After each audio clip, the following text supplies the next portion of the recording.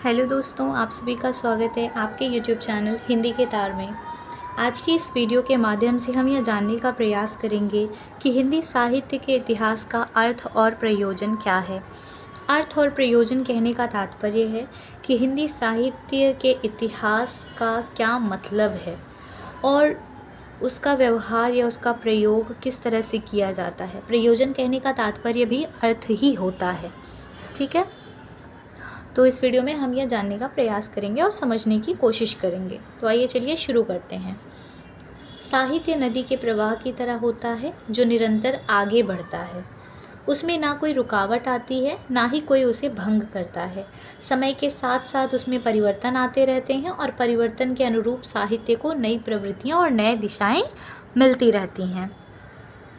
सृष्टि के प्रत्येक दर्शन एवं मूल में उसका इतिहास छिपा होता है। तात्पर्य है कि प्रत्येक वस्तु अथवा पदार्थ का दिन प्रतिदिन विकास होता है। साहित्य के संबंध में भी यही तथ्य दृष्टिगत होता है। प्रत्येक भाषा के साहित्य के लिए उसके इतिहास का महत्वपूर्ण स्थान है। इसका प्रमुख कारण यह है कि इतिहास के माध्यम से ही साहित्य का वास्तविक क्रमिक विकास स्पष्ट हो पाता है।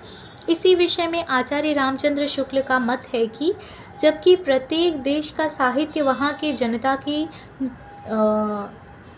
निज वृत्ति का संचित प्रतिबिंब होता है, तब वह निश्चित है कि जनता की निज वृत्ति के परिवर्तन के साथ साथ साहित्य के रूप में भी परिवर्तन होता चलता है। आदि से अंत तक इन्हीं अर्थात जनता की निज वृत्तियों की परंपरा को परखते हुए साहित्य परंपरा के साथ उनका सामंजस्य दिखाना ही साहित्य का इतिहास कहलाता है। साहित्य के इतिहास में साहित्य की विकासमान परंपरा, उसके उद्भव से आज तक की स्थिति का क्रमबद्ध अध्ययन किया जाता है। इस संदर्भ में आचार्य रामचंद्र शुक्ल के इतिहास संबंधी दृष्टिकोण का उल्लेख उपयोगी होगा। जबकि प्रत्येक देश का साहित्य वहाँ की जनता की चित्तवृत्ति का संचित प्रतिबिंब होता है, तब यह निश्चित होता है कि जनता की चित्तवृत्ति के परिवर्तन के साथ साथ साहित्य के स्वरूप में भी परिवर्तन होता चला गया है। आदि से अंत तक इन्हीं चित्तवृत्तियों को परखते हुए साहित्य परंपरा के साथ उसका सामंजस्य दिखाना साहित्य का इतिहास कहलाता है। साहित्य का इतिहास अतीत में लिखे गए साहित्य का साहित्यिक का ब्यौरा मात्र नहीं है। जिस प्रकार आज इतिहास राजाओं के जीवन चरित्र एवं राजनीतिक घटनाओं का संकलन मात्र नहीं है, उसी प्रकार साहित्य का इतिहास मात्र रचनाओं और रचयिताओं का परिचय ग्रंथ नहीं है। किसी भी साहित्य के इतिहास को समझने के लिए उससे संबंधित जातीय परंपराओं का विवेचन विश्लेषण जरूरी है। इसका कारण यह है कि किसी भी देश का साहित्य उस देश के सामाजिक, राजनीतिक और सांस्कृतिक वातावरण को प्रतिबिंबित करता है।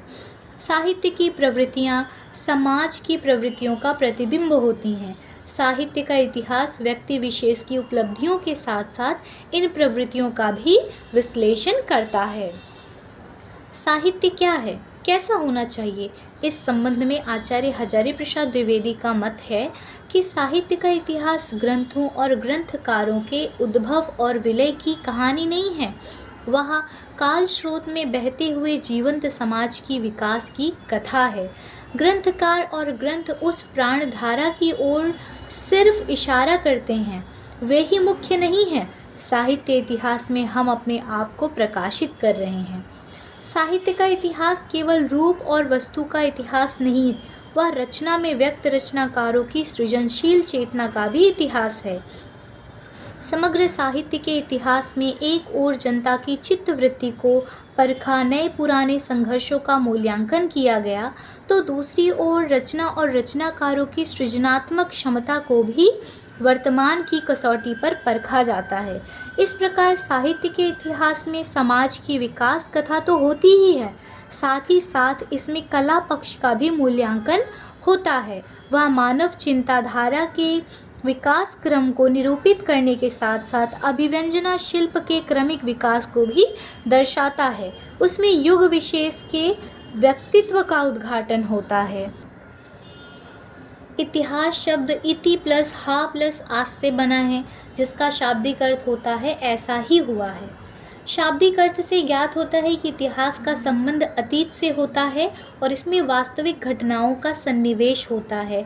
भारतीय पाश्चात्य विद्वान ने इतिहास के व्यापक स्वरूप की विवेचना की है। हीगल ने लिखा है, इतिहास केवल घटनाओं का अन्वेषण तथा संकलन मात्र नहीं है, अपितु उसके भीतर कार्य कारण संबंध विद्यमान है। गोविंद चंद पांडे के अनुसार इतिहास एक ऐसा ज्ञान में अनुशासन है जिसके माध्यम से किसी देश की सभ्यता और संस्कृति को देखा, परखा और समझा जाता है। कलिंगवुड ने कहा है कि इतिहास धर्मशास्त्र का या भूत विज्ञान की तरह एक चिंतन पद्धति है या एक प्रकार का शोध है, खोज है, अन्वेषण है। इस प्रकार से हम यह देखते हैं कि हिंदी साहित्य का जो इतिहास है वह बहुत ही संक्षिप्त और सरल रूप से आपके सामने प्रस्तुत किया है और साथ ही साथ अर्थ और प्रयोजन को पूरी तरह से स्पष्ट करने का प्रयास किया है और पूरी कोशिश रही है कि आप लोगों को समझ में आए। और मैं आशा करूँगी कि अगर आप इसे 3-4 बार कंटिन्यू बैक टू बैक सुनेंगे ना तो आपको सारी चीज़ें समझ में आएंगी। ओके, अभी हम निष्कर्ष की तरफ बढ़ते हैं।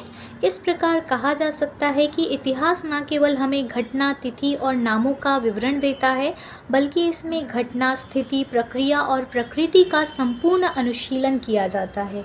हमारे सारे संस्कार, व्यवहार, संस्कृति सबको हम इतिहास की आँखों से देख सकते हैं। इतिहास के विषय में कुछ भ्रम लोगों के मन में आते हैं कि इतिहास केवल खंडित शवों, खंडित जीवन या व्यर्थ बीते समय की जानकारी देता है, जबकि वास्तविकता यह है कि इतिहास हमें नई व्याख्या, नई प्रेरणा और नई दृष्टि देता है। वह हमारे भावी जीवन का निर्माता होता है। तो जब हम किसी प्रश्न का उत्तर लिखते हैं ना तो उसमें भूमिका और निष्कर्ष सदैव अनिवार्य होता है। बिना भूमिका और बिना निष्कर्ष के आपको परीक्षाओं में अंक प्राप्त नहीं होंगे। तो इसी प्रकार से हमारी यह वीडियो यहाँ समाप्त होती है और मैं पूरी आशा करूँगी कि आप लोगों को समझ में आए, परंतु एक बार सुनने पर समझ में नहीं आएगा, इतना भी मैं कह रही हूँ। आप बैक टू बैक 2-3 बार सुनेंगे ना तो आप मुझे भरोसा है कि समझ में आएगा।